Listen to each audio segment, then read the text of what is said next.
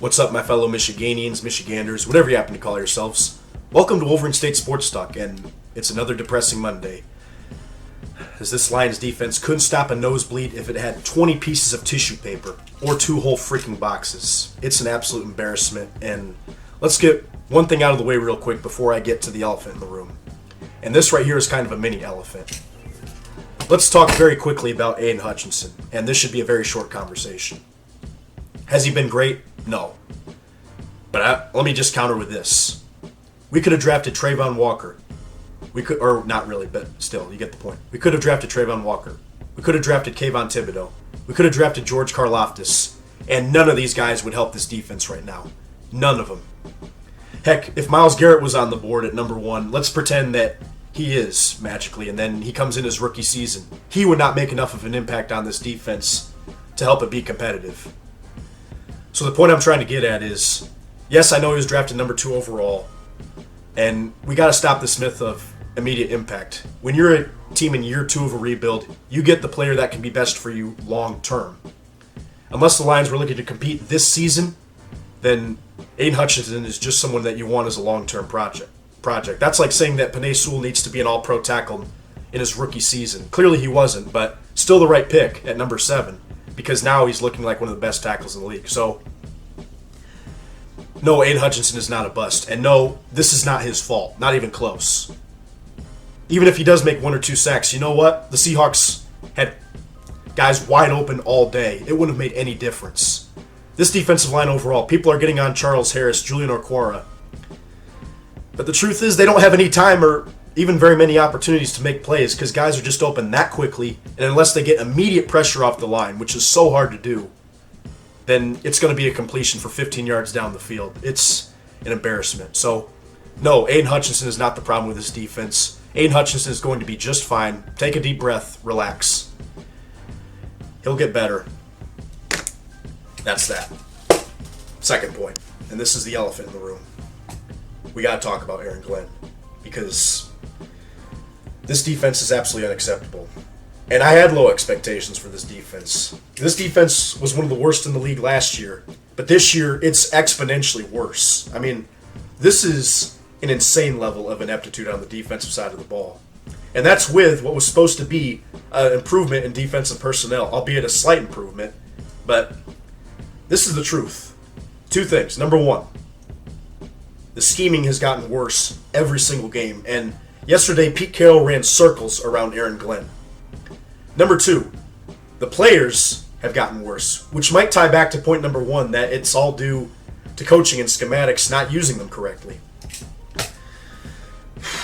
So, the fact is, Aaron Glenn, I think he's going to be like an Anthony Lynn situation last year. Coach Campbell can't be afraid to pull the plug and look for someone else.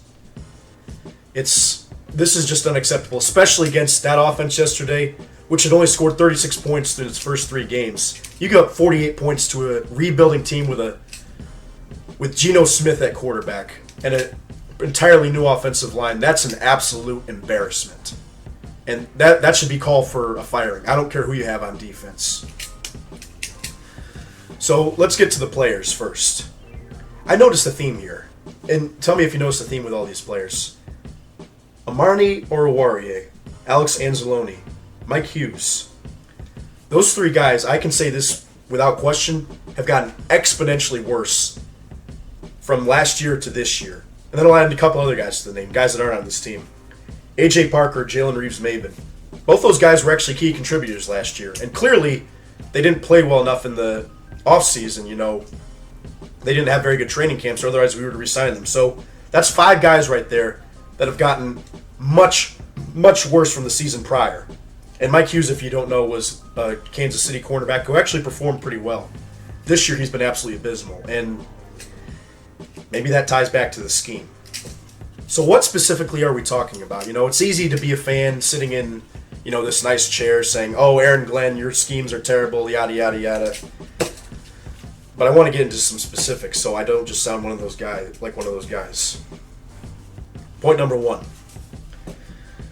We didn't seem to understand the concept of a quarterback spy, and we didn't understand the concept of staying in your rush lanes. And this is what's confusing, because last year when we faced Lamar Jackson, I thought we did a great job of that. Put Nick Williams back near the line of scrimmage, tell him, hey, stick right there. If Lamar Jackson scrambles, you're right there to at least slow him down. Today, everyone's rushing like a chicken with its head cut off, and then when someone gets there, all Geno Smith has to do is step up in the pocket and run. And no, Alex Anzalone is not a great athlete. But the truth is, even when we put Malcolm Rodriguez at spy, who is a great athlete, he was getting beat too. He had a free blocker on him. And I just don't understand. If you're Isaiah Buggs, why aren't the coaches telling him, hey, hold two linemen at once? And if he starts to scramble, you're responsible for at least making Geno Smith make a move or two before he starts to run all over the place. But we didn't seem to understand that at all. And that's what I don't get, is how that got exponentially worse from year 1 to year 2 of Aaron Glenn. Next up, probably an obvious that a lot of fans saw, the rollout pass. Just a simple play fake, tight end in the flat. That was wide open all day. All day. The flat was open all day, and it was just absolutely embarrassing that no one understood to cover it. That tells me, 1, we didn't make enough adjustments, and 2, the players also don't have the skill set or the fundamentals yet to execute the scheme. And that leads me to my third point. If you notice something about every play action the Seahawks ran, Anzalone and Rodriguez bit hard. And then guys were just wide open. Either they were wide open or they ran out of their rush lanes, and then Rashad Penny ran right past them for a touchdown. So clearly these guys don't know what they're doing on the field, and that's very disappointing for Anzalone, who's a veteran. I think if there's anyone on this defense that deserves a lot of blame, the two most guys that deserve the most blame are Oruwariye and Anzalone. Those two guys have not stepped up this year, and they have played a lot worse than they did last year. Both those guys have been liabilities on this football team. And their fundamentals and their technique has not improved. It's almost like they're reverting back into old habits, and this has got to be seen on film. It's got to be caught, but clearly it's not. Next up, this is too applies to Anzalone, and also Mike Hughes and Oruwariye. They did not get enough depth with their drops. When we were playing zone coverage, the idea if you're a linebacker, you got to deep drop as far back into zone as you possibly can. That's the whole point of it. And when someone crosses your face, you mirror them. Anzalone, because he bites so hard in the play fake, or just for some other reason, he doesn't get enough depth with his drop, and the middle of the field is wide open. So the flat's wide open, middle of the field's wide open. You're getting a theme here. Aiden Hutchinson, heck, Lawrence Taylor could be on the field right now, and he would not have any sacks because he has no time to get sacks. It's just first read, boom. Second read, boom. It's easy for Geno Smith. Then when Taylor does get pressure, I'm Geno. I'm just going to run 15 yards up the middle of the field because I know Anzalone can't chase me down. And then here's the last point about this defense and Aaron Glenn. They die by the blitz. And really, Aaron Glenn is looking a lot like Don Brown with bad players. Don Brown looked good as a defensive coordinator at Michigan because he had good players. Aaron Glenn does not have those players, and it's an absolute disaster. Pete Carroll called the perfect plays against the blitz because he knew exactly what was coming.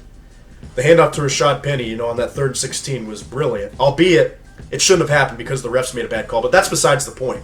If you're Aaron Glenn, what the heck are you doing calling the same exact defense 2 plays in a row? The Seahawks knew exactly what was coming. They made the perfect play call, and it got a touchdown. And then you keep blitzing, and you wonder why your defense is getting burned when you already have corners that are substandard. The fact is, this guy, this year, for whatever reason, has not been able to put together an effective game plan. And is the talent good? No, it's not. But it's more talent than last year, and last year we were much better than this on defense, even though we weren't anything special. So, poor fundamentals, poor scheme. I think you got to let him go as soon as you can if you're Dan Campbell. I'm seeing too many red flags and too many things not getting better throughout 4 games. So, it's frustrating, and as for the 2022 season, I think you can kiss our playoff hopes goodbye. Yes, in week 4, because this defense is so abysmal, we don't have a shot. But let me take a deep breath, and I want everyone else to take a deep breath too. This is not all doom and gloom. It is for this season. But for the future of this franchise, I think we're still in pretty good shape. considering we're in year 2 of a rebuild, and we already have built one of the best offenses in the league, and we have tons of cap space coming in next year. So you know what? Not making the postseason might not be that bad of a thing.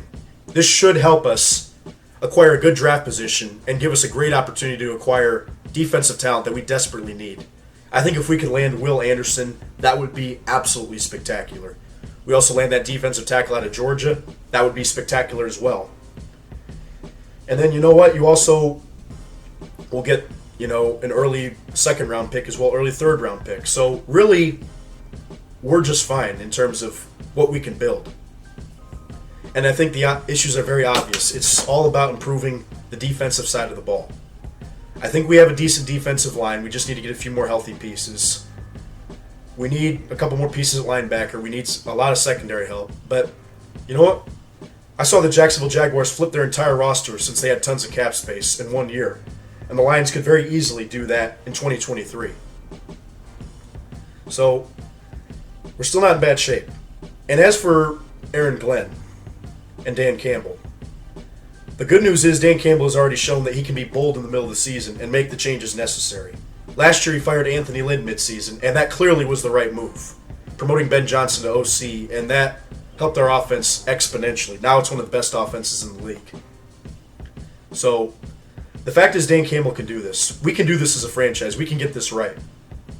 But we got to nail this next draft, get a good draft position, get a ton of defensive help, which is clearly what we need, and get guys that can stay healthy too. That's another big thing I didn't mention. Get some new guys on the defensive coaching staff. Because here's the thing. If this is an average defense next year, this Lions team is looking at a team that can win the NFC North with the offensive talent that we have. This team can win the North next year if our defense goes from absolutely abysmal to even just league average, or even slightly below league average. This team would be 3-1 if we had a league average defense right now. So,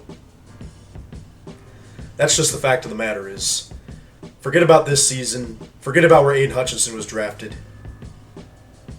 We know exactly what we need to do moving forward as a franchise.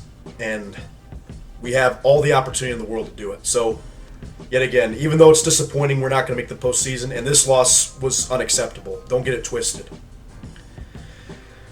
Still, as a franchise, everything that we want is in front of us. And we can still build a competitive team very soon. So, to me, we're right on schedule.